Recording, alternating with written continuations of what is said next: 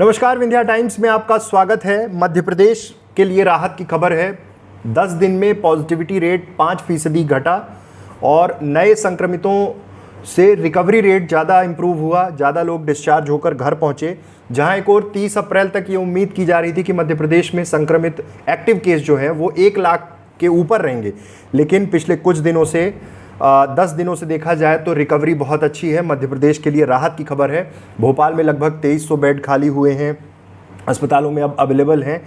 ये स्थितियां जब रिकवरी अच्छी शुरू हुई तो कहीं ना कहीं एक सकारात्मक संदेश जाता है कि सरकार की वो पहल, हमारे तमाम कोरोना वॉरियर्स डॉक्टर्स जिस तरह से काम कर रहे हैं, जितनी मेहनत कर रहे हैं, और हम सबका जन सहयोग, जनता का जन सहयोग, जनता कर्फ्यू को मानना, घरों में रहना, सुरक्षित रहना, तमाम जिम्मेदारियों का निर्वहन करते हुए हम कोरोना से लड़ रहे हैं और हरा रहे हैं। भोपाल में जहां 15,000 केसेस मिले थे, अब तक 15,549 केसेस मिले, वहीं रिकवरी ज़बरदस्त है। 17,202 लोग ठीक भी हुए। 10 दिन का ये आंकड़ा है।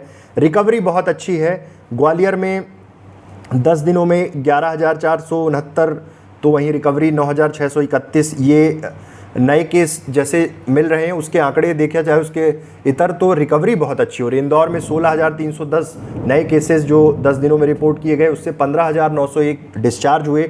जबलपुर में 6,877 नए केसेस 10 दिन में, रिकवरी 7,757 की।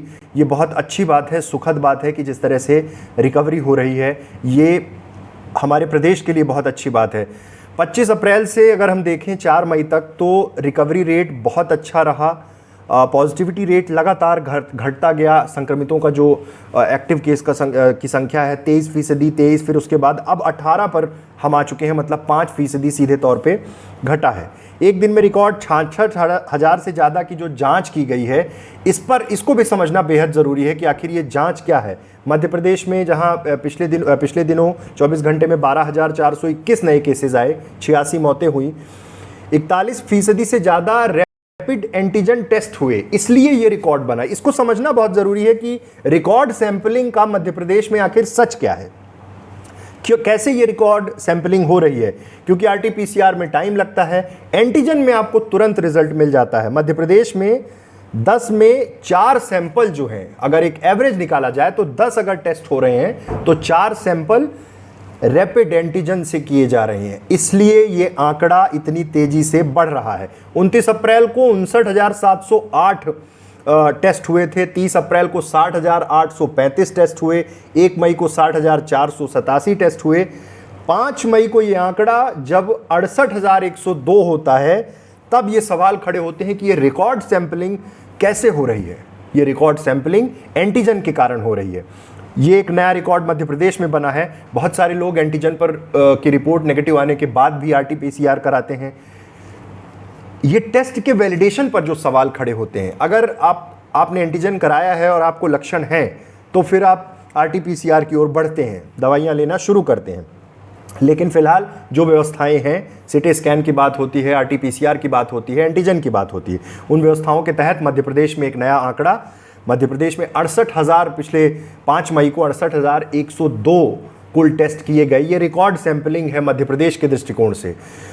जिस हिसाब से रिकवरी हो रही है, उम्मीद है कि मध्य प्रदेश जल्द ही सुरक्षित होगा, स्वस्थ होगा, हम कोरोना को मात देकर फिर से एक बार वैसी ही दिनचर्या, क्योंकि आपके सामने वो तस्वीरें होंगी किस तरह से छोटे व्यापारी परेशान हैं, किस तरह से उद्योग परेशान हैं, आम इंसान परेशान है, घरों में कैद हैं, लेकिन ये सब कुछ हमारी सुरक्षा के लिए है। इसलिए तमाम कोविड गाइडलाइन का पालन करें।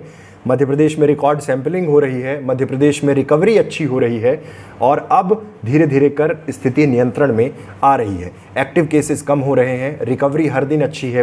पिछले 24 घंटे में देखा गया कि रीवा में जितने केसेस मिले उससे ज़्यादा लोगों की रिकवरी हुई। ऐसे प्रदेश में भी उम्मीद करते हैं कि तेज़ी से रिकवरी हो, लोग स्वस्थ होकर घर पहुँचें।